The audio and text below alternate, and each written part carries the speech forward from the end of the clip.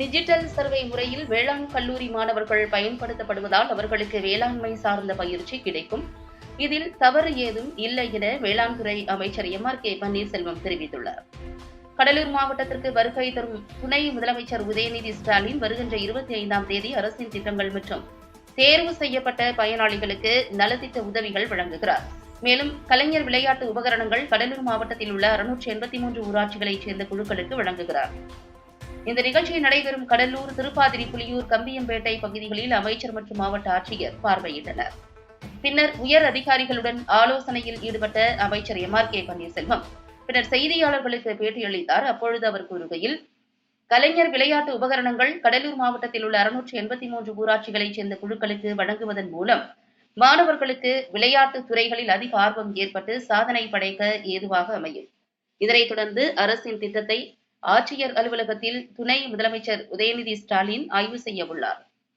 தஞ்சாவூர் உள்ளிட்ட தமிழகத்தில் பாதிப்பு ஏற்படக்கூடிய பகுதிகளில் மழை அதிகம் பெய்யவில்லை.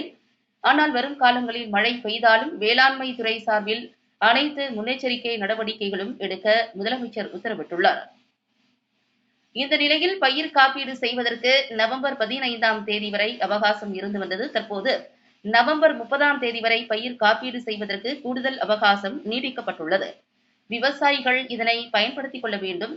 விடுபட்ட விவசாயிகள் உடனடியாக பயிர் காப்பீடு பதிவு செய்து கொள்ள வேண்டும் என்றார். மேலும் டிஜிட்டல் சர்வே முறையில் 21,000 வேளாண் கல்லூரி மாணவர்கள் பயன்படுத்தப்பட்டார்கள்.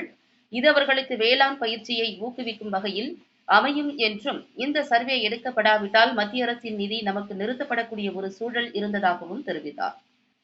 முன்னால் சென்றாலும் உதைக்கின்றார்கள், பின்னால் சென்றாலும் உதைக்கின்றார்கள். இதுவே எதிர்க்கட்சிகளின் நிலைமை என்றவர். ஆனால் அனைத்து செயல் திட்டங்களும் சரியாக செயல்படுத்தப்பட்டு வருவதாக அமைச்சர் எம்.ஆர்.கே. பன்னீர்செல்வம் தெரிவித்தார்.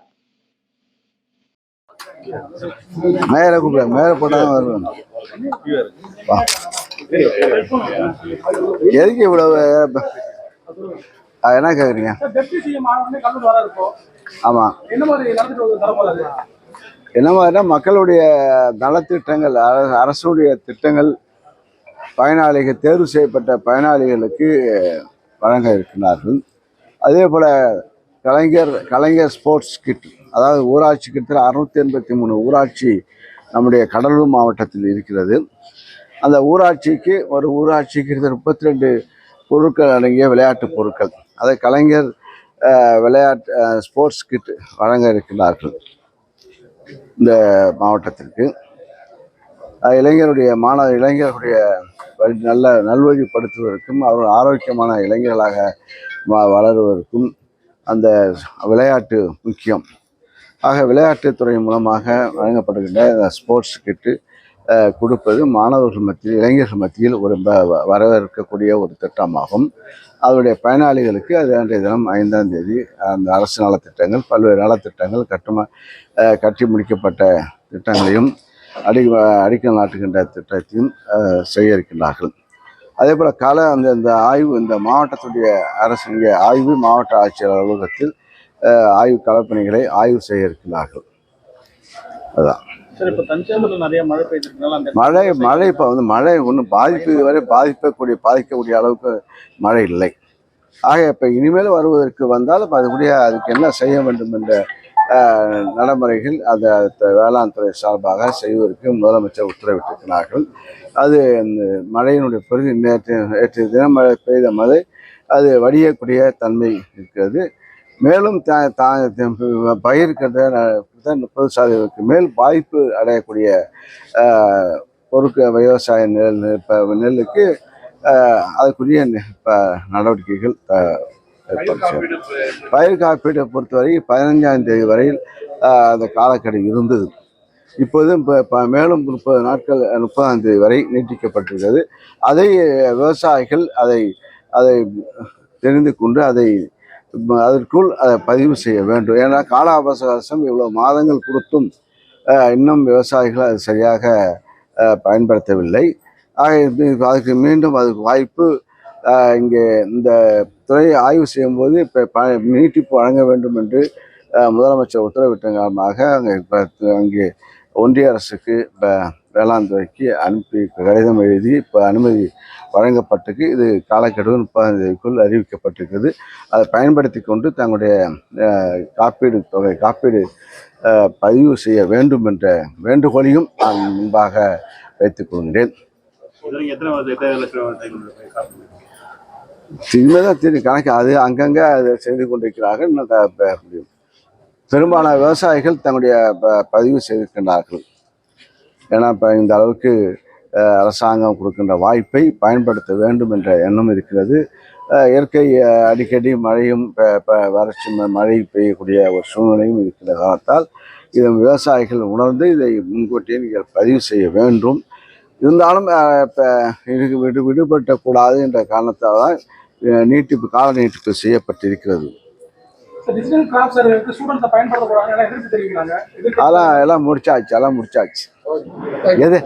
ஏன்னா இப்போ இது வந்து டிஜிட்டல் கிராப் சர்வே பொறுத்தவரைக்கும் என்னென்ன பயிர் அடங்கல் செய்ய வேண்டும்.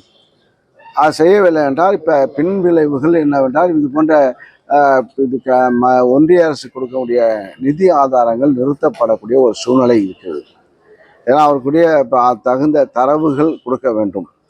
அதுக்கு டிஜிட்டல் சர்வே இது மாணவர்கள் இன்னும் சொல்லப்போனால் மாணவர்களுக்கு அவர்கள் செய்யக்கூடிய இன்னும் பயிற்சி அவர் அனுபவம் அவர் படிக்கும்போது இந்த விவசாயத்தை சார்ந்து விவசாய ஃபீல்டு அவருக்கு செல்லக்கூடிய மாணவர்கள் ஃபீல்டுக்கு செல்ல வேண்டும். ஃபீல்டுக்கு சென்று என்னென்ன பயிர் நடக்குது அந்தந்த பயிர் என்பதை களத்தில் இருந்து ஆய்வு செய்கின்றவர் அந்த படிப்பு அவர்களுக்கு உண்டு.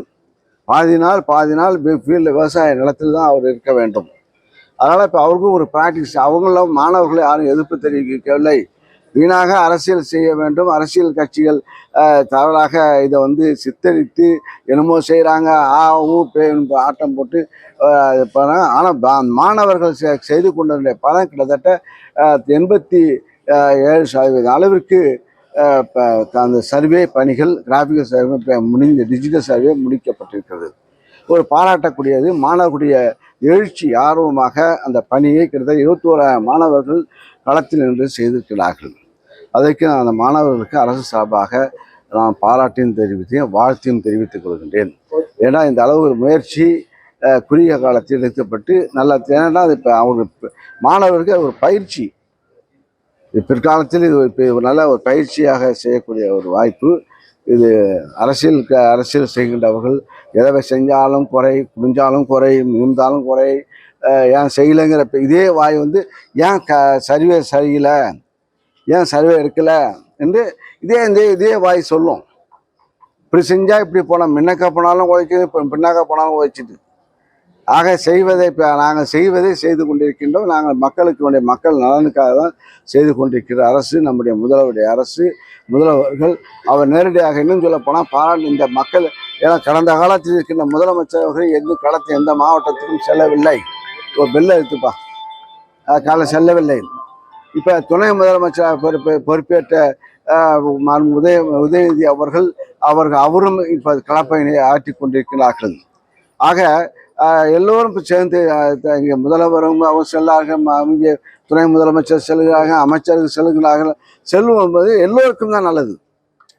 ஆக எல்லாம் எந்தெந்த பணி எந்தெந்த ஸ்பீடாக நடக்கக்கூடிய எந்த திட்டமாக இருந்தாலும் மக்களுக்கு நேரடியாக செல்லக்கூடிய ஒரு வாய்ப்பு ஏற்படுகிறது. அதுதான்.